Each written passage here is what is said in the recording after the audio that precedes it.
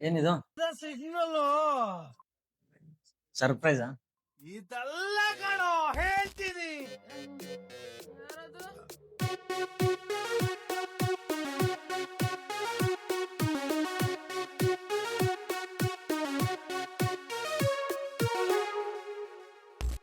ನಮ್ಗೆ ಏನೋ ಒಂಥರ ಗಿಲ್ಟ್ ಆಗ್ತದ. ಆಕ್ಚುಲಿ ನಿಜವಾಗ್ಲೂ ಒಂದು ಸರ್ಕಾರಿ ಶಾಲೆ ಶಿಕ್ಷಕನಾಗಿದ್ದು ಕೂಡ ನನಗೆ ಮತ್ತೆ ಒಂದು ಪ್ರಶ್ನೆ, ನೀನ್ ಶಿಕ್ಷಕನ ಅಂತ ಕೇಳುವಂತ ಸಮಸ್ಯೆ ಬಂದಾಗ ಸ್ವಲ್ಪ ನನಗೆ ಮುಜುಗರ ಆಗ್ತದೆ.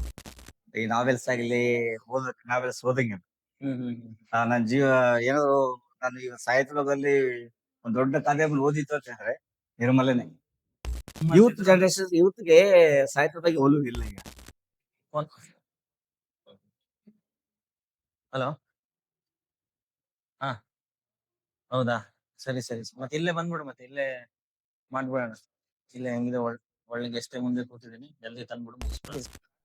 ಈ ಕೃತಿಯನ್ನ ಇವತ್ತೊಂದು ಪೇಜ್ ಓದಿ, ಇವತ್ತು 10 ಪೇಜ್ ಓದಿ, ನಾಳೆ ಒಂದು 11ನೇ ಪೇಜ್ ಓದೋಣ ಅನ್ನೋದಷ್ಟಿಗೆ ಸ್ಟಾಪ್ ಮಾಡೋಣ ಅನ್ನೋದು ಬರಂಗಿಲ್ಲ.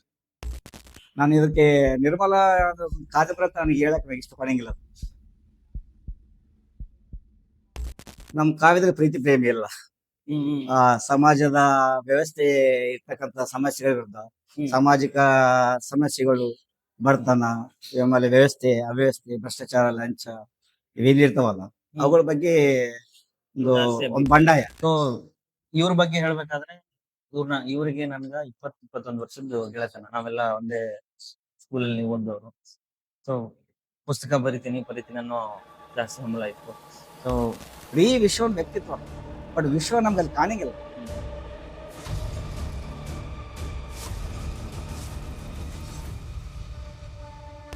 ಪ್ರಶಸ್ತಿಗಳ ಸ್ವೀಕಾರ ಮಾಡಿ ಹೇಳ್ತೀವಿ ಅಂದ್ರೂ ಹೋಗೋದಿಲ್ಲ.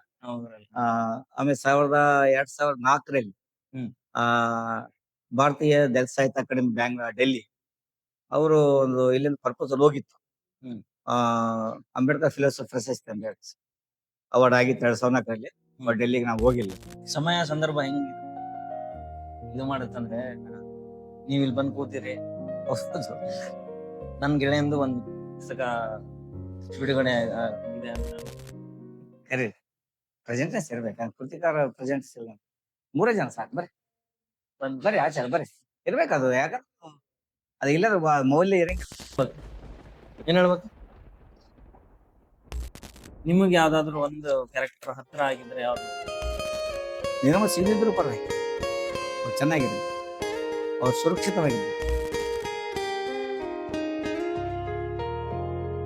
ಇದೊಂದು ಕಾವ್ಯ.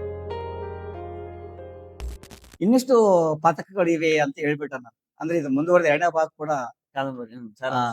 ಇದೆ ಅಂತ ಹೇಳಿ ಆರಂಭದಲ್ಲಿ ಇಲ್ಲಿ ಲೇಖಕರು ನಮಗೆ ಇವನು ಕೊಟ್ಟಿದ್ದಾರೆ.